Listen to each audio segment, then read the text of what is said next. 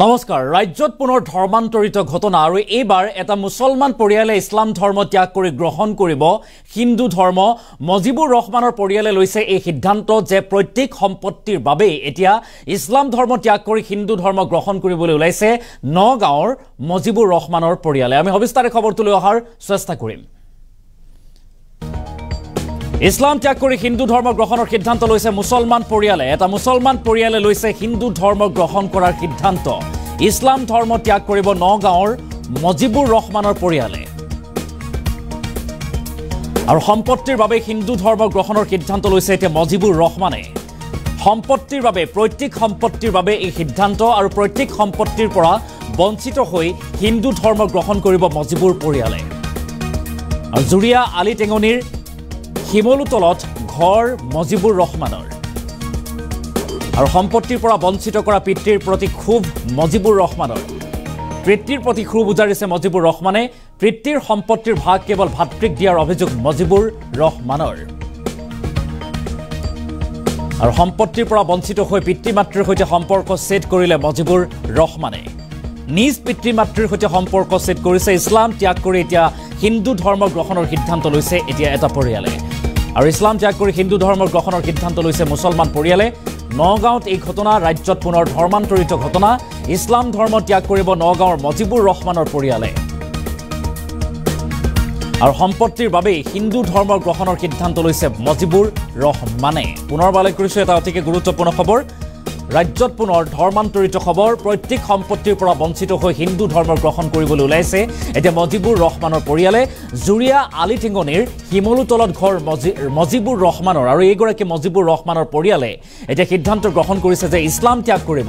ইছলাম ধৰ্ম ত্যাগ কৰি তেখেতে গ্ৰহণ কৰিব হিন্দু ধৰ্মকে নিজৰ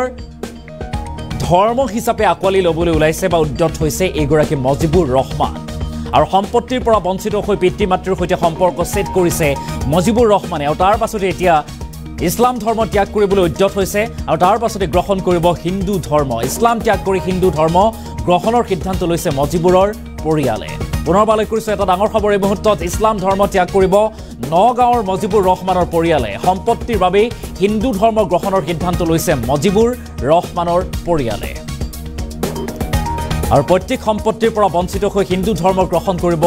মজিবুৰৰ পৰিয়ালে জুৰিয়া আলি টেঙনি হিমলুতলত ঘৰ মজিবুৰ ৰহমানৰ আৰু এইগৰাকী মজিবুৰ ৰহমানৰ পৰিয়ালে এতিয়া সিদ্ধান্ত লৈছে যে ইছলাম ত্যাগ কৰিব ইছলাম ত্যাগ কৰি গ্ৰহণ কৰিব হিন্দু ধৰ্ম মন্তব্য আছে আমি সেই মন্তব্য আগবঢ়োৱাৰ চেষ্টা কৰিম সম্পত্তি দিয়া নাই মানে আমি যে মাটিটো যে এক কাঠা 10 টকা কিনি লৈছোঁ কাৰ পৰা কিনিছে দেউতাকৰ পৰা আমি এক কাঠা 10 টকা কিনিছোঁ এইটো বোলে আমি আমাৰ তাত কম দৰত বিক্ৰী কৰিছে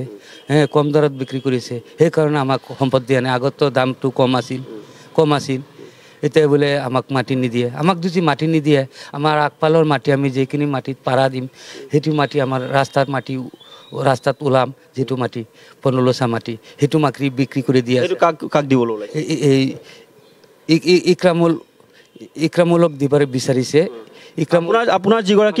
যিগৰাকী ভাতৃ ইমদাদুল ৰহমান তেখেতক আপোনাৰ পিতৃয়ে সম্পত্তি দিছে মাটি বাৰী দিছে না মাটি বাৰী আমাক দিয়া নাই আপোনাৰ ভাতৃক দিছে নাই ভাইটিক দিছে নাই সিহঁতক দিছে আপোনাক দিয়া নাই আমাক দিয়া নাই এতিয়া আপুনি যিহেতু মাটি কিনি লৈছিলে এক কথা 10 লচুচা মাটি কিনি লৈছিলে এতিয়া আপুনি চৰকাৰলৈ কিবা আহ্বান জনাব নেকি সেই মাটিটোৰ ওপৰত এই চৰকাৰক আমি দি দিছোঁ চৰকাৰে বিক্ৰী কৰি চৰকাৰে আণ্ডাৰক আমাক লৈ যাব লাগে আমি সেইখিনিতে আমি থাকিম এইটো মাটি চৰকাৰে বিক্ৰী কৰিব মানে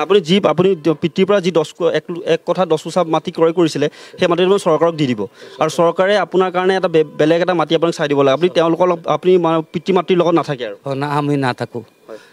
আমাক দুই সম্পদ দিয়া নাই সম্পদৰ পৰা বঞ্চিত কৰিছে আমি দেউতা বুলি স্বীকাৰ নকৰোঁ আমি দেউতা আমি বুলি ত্যাগ কৰি দিছোঁ আমি হিন্দু ধৰ্ম আমি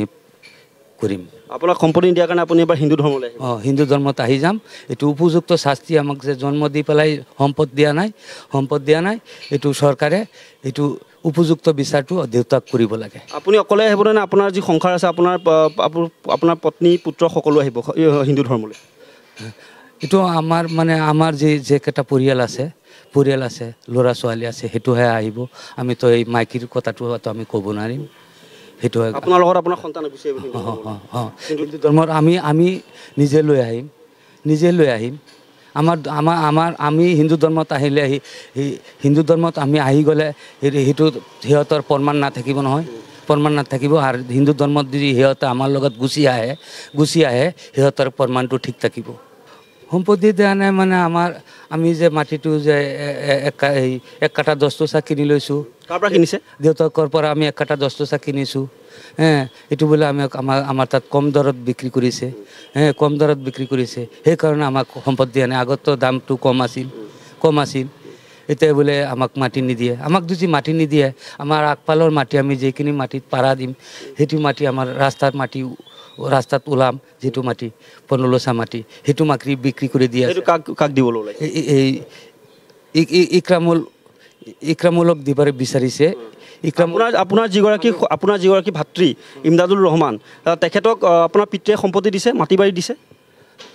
না মাটি বাৰী আমাক দিয়া নাই আপোনাৰ ভাতৃক দিছে নাই ভাইটিক দিছে নাই সিহঁতক দিছে আপোনাক দিয়া নাই আমাক দিয়া নাই এতিয়া আপুনি যিহেতু মাটি কিনি লৈছিলে 1 কঠা 10 টকা মাটি কিনি লৈছিলে এতিয়া আপুনি চৰকাৰলৈ কিবা আহ্বান জনাব নেকি সেই মাটিটোৰ ওপৰত এই চৰকাৰক আমি দি দিছোঁ চৰকাৰে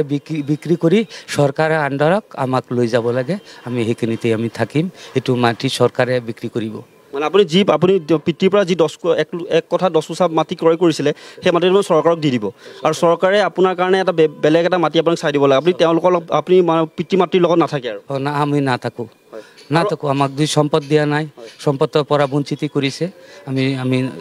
আমি দেউতা বুলি স্বীকাৰ নকৰোঁ আমি দেউতা বুলি ত্যাগ কৰি দিছোঁ আমি হিন্দু ধৰ্ম আমি কৰিম আপোনাক সম্পত্তি দিয়াৰ কাৰণে আপুনি এবাৰ হিন্দু ধৰ্মলৈ হিন্দু ধৰ্মত আহি যাম এইটো উপযুক্ত শাস্তি আমাক যে জন্ম দি পেলাই সম্পদ দিয়া নাই এইটো চৰকাৰে এইটো উপযুক্ত বিচাৰটো দেউতাক কৰিব লাগে আপুনি অকলে আহিব নে আপোনাৰ যি সংসাৰ আছে আপোনাৰ পত্নী পুত্ৰ সকলো আহিব হিন্দু ধৰ্মলৈ এইটো আমাৰ যে কেইটা পৰিয়াল আছে ল'ৰা ছোৱালী আছে সেইটোহে আহিব আমিতো এই মাইকীৰ কথাটো আমি ক'ব নোৱাৰিম সেইটো আপোনাৰ লগত আপোনাৰ সন্তান গুচি আহিব হিন্দু ধৰ্মৰ আমি নিজে লৈ আহিম আমি হিন্দু ধৰ্মত আহিলে হিন্দু ধৰ্মত আমি আহি গ'লে সেইটো সিহঁতৰ প্ৰমাণ নাথাকিব নহয় প্ৰমাণ নাথাকিব আৰু হিন্দু ধৰ্মত যদি সিহঁতে আমাৰ লগত গুচি আহে সিহঁতৰ প্ৰমাণটো ঠিক থাকিব